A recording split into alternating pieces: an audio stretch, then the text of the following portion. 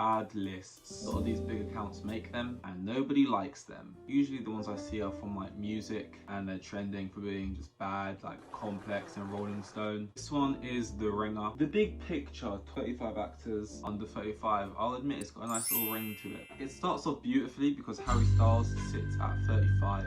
This is bait. This has to be bait. This has to be bait. So I've improved it and done my own. And we've cut it from 35, we've made it 30 under 30. It just sounds way better anyway. I don't know why I didn't just run with that. Things to preface. I've obviously not seen the entire discography of all these people or of every actor who is under the age of 30 in the world. Not on a list. It's more likely that I just didn't think of them or forgot about them than me actively thinking of them and deciding, no. If you've been nominated for a big award, the ones I've taken into account are a BAFTA, a Golden Globe, an Emmy, or an Oscar. But that's not the be-all and end-all. You don't have to have won any nomination to get high on this list. If I've seen good diversity, maybe you're just sort of diamond in the rough who just hasn't had their just desserts yet. So at the end of the day, awards aren't everything and they are mainly corrupt. Rachel Zegler. It's going to be in some new Hunger Games film, some new Snow White film. And all those, I don't think those are good films. They're two very big high profile films, and considering she's coming to the back of only West Side Story, she's probably about to explode. Not like physically, literally, but in Hollywood. He won a Golden Globe for West Side Story. Jacob Elordi, he's been in 3 Kissing Booth movies, which should automatically disqualify him. I'm impressed he's able to break out of that mold and have been able to have done something like Euphoria. Very good in it. A movie coming out soon with Barry Keoghan. And ultimately, West Side Story is one film. Euphoria is 2 seasons, a lot more content to look through when you think about it that way. So I've been able to see a lot more of him. Ansel Elgort, did I say that right? He's been in The Fault in Our Stars, Baby Driver, West Side Story, to name a few. Golden Globe nominee for Baby Driver. A lot of people think he's not great at acting. Pretty stiff face. His catalogue alone of actors, if they pick someone under 30, he does actually just make the list. 27, you could argue, is a bit harsh for Hailee Steinfeld, considering she was Oscar nominated at like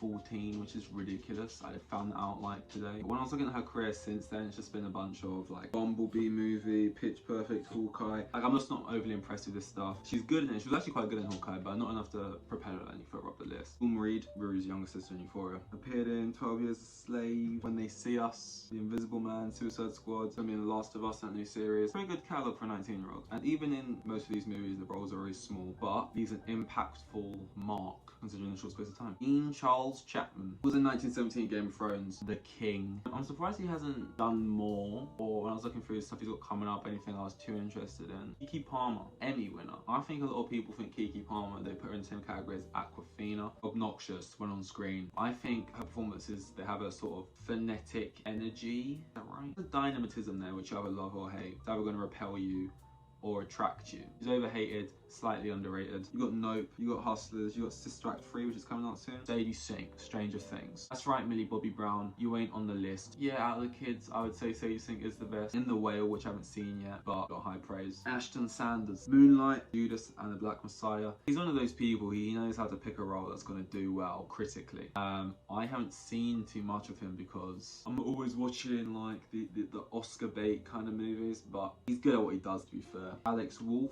I mean, if you follow like those acting, movie, cinema Instagram accounts, you'll probably see him come up on it every other month because they always post that clip of him banging his head on the table in Hereditary. Can't watch that movie, don't like horror movies, but fair play, you look like you're acting well there. Michael Ward, Blue Story, Top Boy, they're pretty big shows. Small Axe, which was well received. Empire of Light, starring alongside Olivia Colman, you know, the national treasure. BAFTA nominated for Small Axe and was a BAFTA EE Rising Star, which is like an award you win for being a rising talent at the BAFTAs. It's self-explanatory.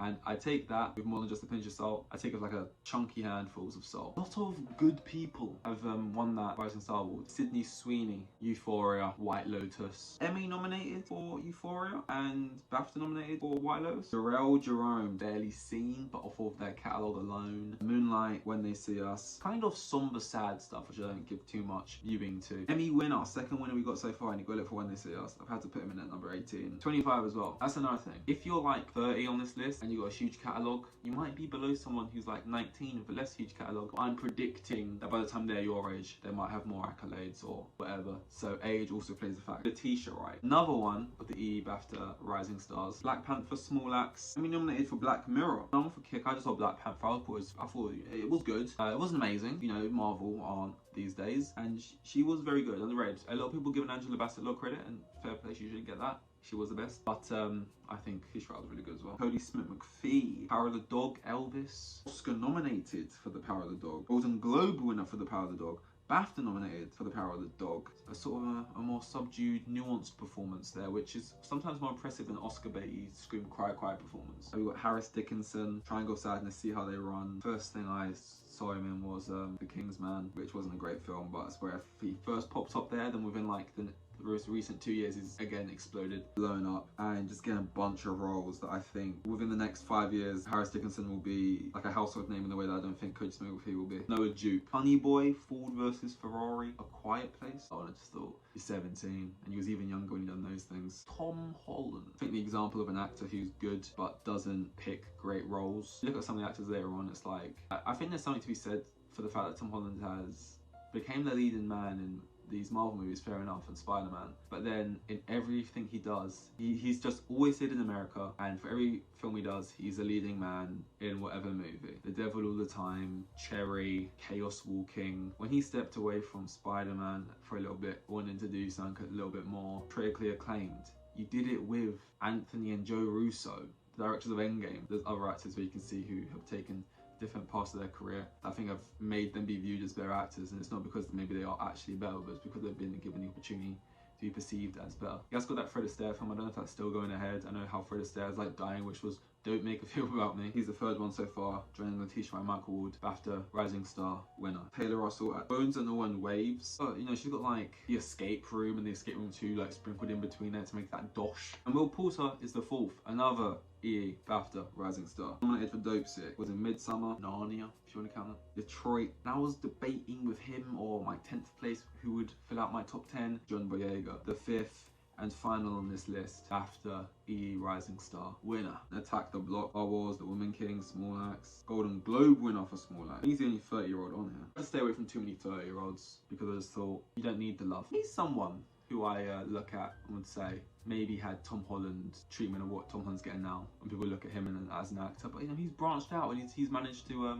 propel himself up in people's minds. Tom's got 4 years and I mean he could still do the same. Thomasin McKenzie, very underrated, not a household name at all. Jojo Rabbit, Last Night in Soho, The Power of the Dog, The King, apparently I didn't know she was in so much like highly regarded stuff and still 22, and like again, when you look at her future projects, all look like they're going to be well received as well. Anya Queen's Gambit, The Northman, Lost Night in Soho in Amsterdam. I find her performances a bit cold sometimes, and although she's playing varied roles, always feeling a little bit similar in the fact that they have this coldness about them, kind of. Again, I've not seen crazy amounts of stuff. Too much. She's got too much going on. Golden Globe winner of The Queen's Gambit. You can't have a list and either up there. Kelvin Harrison Jr. Loose. Waves. Cyrano, Elvis, Chicago 7. Very different as well. Based off of accolades alone, Saoirse Ronan should be top by far, and it's not even close. Like all the other people added up don't even touch what she does. 4-time Oscar nominee for Little Women, Lady Bird, Brooklyn, Atonement. A 5-time BAFTA nominee, Little Women, Lady Bird, Brooklyn, The Lovely Bones, and Atonement. A Golden Globe winner for Lady Bird, a Golden Globe 3-time nominee for Little Women, Brooklyn, and Atonement. There's a lot going on there, man. Have a 6 feels harsh.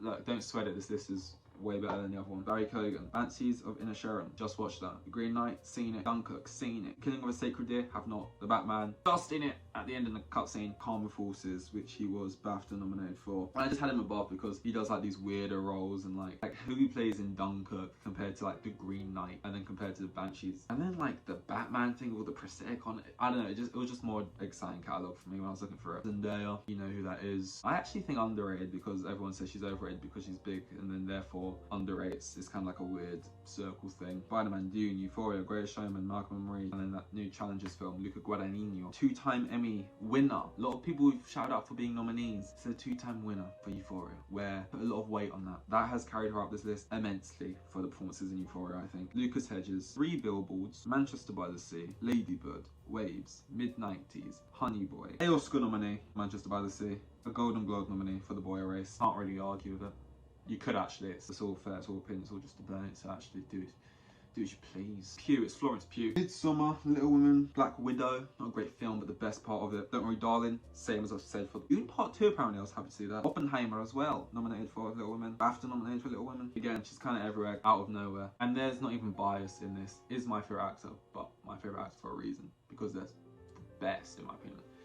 Well, under 30. It's Charlemagne the God. Dune, Call Me By Your Name, Bones and All, Lady Bird, Beautiful Boy, Don't Look Up, The French Dispatch, Little Women, The King, Interstellar, being that Wonka film, which I don't think is going to blow me away, but hey, he'll be in it. Oscar nominated for Call Me By Your Name, BAFTA nominated for it as well, and for Beautiful Boy, Golden Globe nominated for Beautiful Boy and Call Me By Your Name. There's a fair few in there. Regardless of if you'd have him at 4th and this person at 1st, or Pugh at 1st, or Hedges at 5th, or Ronan at 1st, or Kogan at 7th. It's like, it's very small changes. If we just jump back to this list real quick. This list which had Tom Holland above like Emma Stone, and Anya Taylor-Joy and Jonathan Majors. It had Harry Styles on it, full stop. We've got Saoirse Ronan down in 19th, guys.